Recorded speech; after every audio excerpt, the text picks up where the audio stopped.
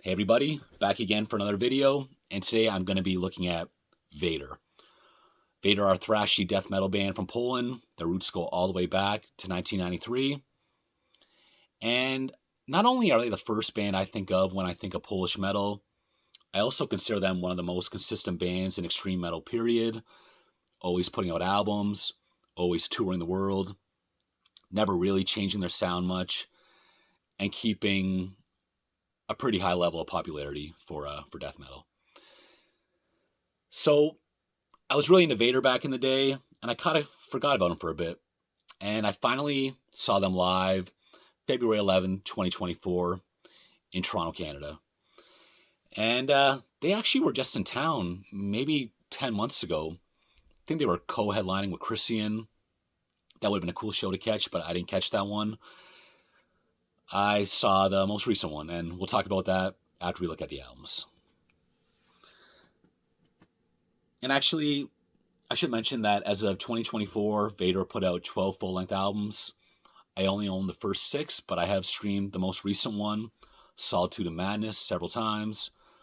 And another strong release, I think the best tracks on there are Emptiness and Sanctification Denied. So anyways, Vader are one of my favorite old death metal bands, and we're going to get into checking out the first 6 albums. So I mentioned that Vader go all the way back to 1983, and it would take until 1992 to put out their debut full-length album, The Ultimate Incantation. And I assume that was just the result of living in communist Poland back in the 80s. So I mentioned that this album is called The Ultimate Incantation. Major error on the disc print, The Ultimate Incarnation. But anyways, this came out 1992 on Earache Records. Is this the best one?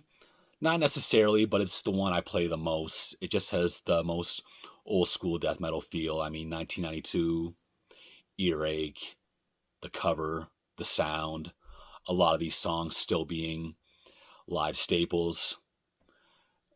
It's pretty perfect if you ask me. My 2 favorite songs on here are probably Rain Carrion and Chaos. Next up, De Profundis. This is 1995. And I still remember being very young, but seeing this in the magazines when it first came out. And at that point, I already had the impression of Vader being an old school band, but this was really just their second full-length album. And this is a pretty nice Nuclear Blast reissue I got here. I think it was released in 2021. And I had this one in the car a lot this week, and it has me seriously considering if this should be the number 1 Vader album. But at this point, I'm still keeping it at number 2. Obvious picks for my favorites, Blood of Kingu and Sothis, 2 more live staples, but who can forget the last 2 tracks on this album, Vision and the Voice and Reborn in Chaos. I can't believe I've gone this long talking about Vader and haven't brought up Slayer. Major influence on Vader. If you want to call Vader a death metal version of Slayer, I can't really argue with you, especially when we're talking the guitar solos. Despite being known as a death metal band, they are almost equal parts thrash metal. The founding member, Peter, who is a guitarist and vocalist, pretty unique vocal style, more of a dry bark than a growl or a scream. But the most closest reference points are definitely David Vincent from Morbid Angel and Tom G. Warrior from Celtic Frost. But overall, a very unique and instantly recognizable vocal style. Time for album number 3, Black to the Blind, 1998. This was on Pavement Music. And I remember this as being a really strong album. I always remember that promo pic. Kind of weird, but pretty cool. I was saying, I remember this as being one of the best Vader albums, and upon recent listening, my opinion on that has drastically changed. I think it's probably near the bottom of the discography. Nothing really sticks out, and some parts I actually found myself not liking at all, especially that spoken word vocal that comes in periodically during Vader albums. I'm not really a fan of it in general, but there's a song or two on here where it really rubs me the wrong way. But my favorite tracks on here are definitely Fetus God and Distant Dream.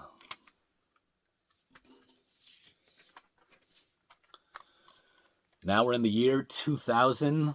They have moved on to Metal Blade Records, and this is 2000's Litany. I remember I bought this shortly after it was released, mostly because of pretty much universal positive reviews. And this album has gone down as probably being the fan favorite. It's a short, fast, pounding album that is a real condensed, fat-free version of Vader at their strongest. Great album, but you know what? I don't think this is even in my top 3 Vader albums.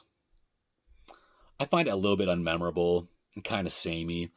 Again, some people call this a death metal Rain and Blood. I guess I can see that a bit, but nowhere near as memorable.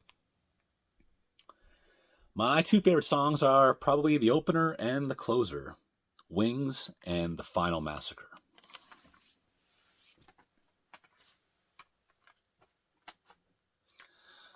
Album number 5, Revelations.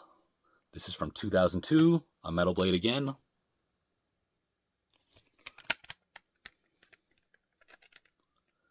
My 2 favorite tracks on here are When Darkness Calls and especially The Nomad. The Nomad's got one of those riffs I'm a sucker for, that kind of the sliding riffs where you can hear the fingers just going across the frets. I don't know what that's called, but sounds really cool. And I also like the closer on here, Revelation of Black Moses, which is a slower track. And there's actually 3 bonus tracks on this one. Vader are a very straightforward band, and this is still straightforward, but for whatever reason, it's just always felt a little bigger and more substantial. And one of my top 3 Vader albums for sure. Those are my top 3. The first 2 and Revelations. So now we're going to move on to their 6th album and the last one that I own a physical copy of, and that is 2004's The Beast. This album comes near the bottom of most people's lists, and while I don't think it's a bad album, I do have to admit myself that a month or 2 ago I was looking through my CDs, I came across this, and I remember buying it now, but I totally forgot that I had it. The 2 tracks on here that stick out to me are Dark Transmission and The Sea Came In at Last. So those 6 albums are all the Vader releases that I own. But again, I saw them more recently this year in 2024. And so I'll go over that briefly.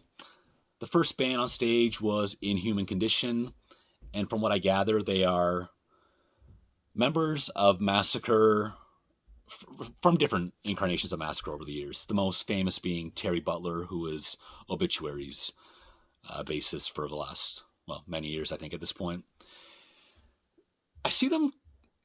I've never been a big Massacre guy. I haven't listened to them a lot, but I've seen Inhuman Condition being put out there as a continuation of Massacre and sounding a lot like them. Now, Massacre are a death metal band with a very strong thrash influence, but to my ears, Inhuman Condition were basically a thrash band to me. That's just how I felt seeing them live. But a good show nonetheless. Next up was Origin, the American technical death metal band. I've always kept an eye on them and listened to their albums when they came out, downloading them or streaming them. The only one I have is Echoes of Decimation, which I believe is their 3rd album on Relapse. And I always like this one. Origin are one of the most I think first impression, just kind of ripping your head off. Show this to a person that's not really used to metal, and they'll really be taken aback by the intensity of it. They're good for that. But a style I definitely fell off with. Again, I keep hearing them as technical death metal, and that seems to be what I was hearing on stage. But I always thought of their first three albums. I always kind of put them more in the grind territory. I don't know if it's just me, but that's just where I always thought of Origin growing up. But another good performance. I guess my main regret is if you've ever been to Lee's Palace, they do have seats along the side of the venue, and I grabbed a seat there, and it wasn't very crowded at all. No one was really crowding me, so I decided I'd stay nice and comfortable and sit to the side, which unfortunately meant that I wasn't really able to see the drummer, John Longstreth, who has been in many bands, but most prominently I think of him as being the drummer in Angel Corpse and Origin, and he is considered one of the best drummers in death metal, and I would have liked to see him perform, but again, I couldn't see him from where I was sitting. Then it was time for Vader, the headliners. I guess Lee's Palace, about a 500-person capacity, and it was mostly full but not packed, so I'm gonna say it was like 350 in the house that night. And Vader, total road dogs, always putting out albums, always supporting them. Again, they were just in Toronto on the other side of the world just 10 months ago, and career spanning set. A lot of people say that's why Vader are even putting out albums these days, just more songs to bang out live. And total pros, brought down the house, can't complain. I would definitely see Vader again. So that's it for a brief discussion on Vader. Thanks for watching, and I'll see you next time.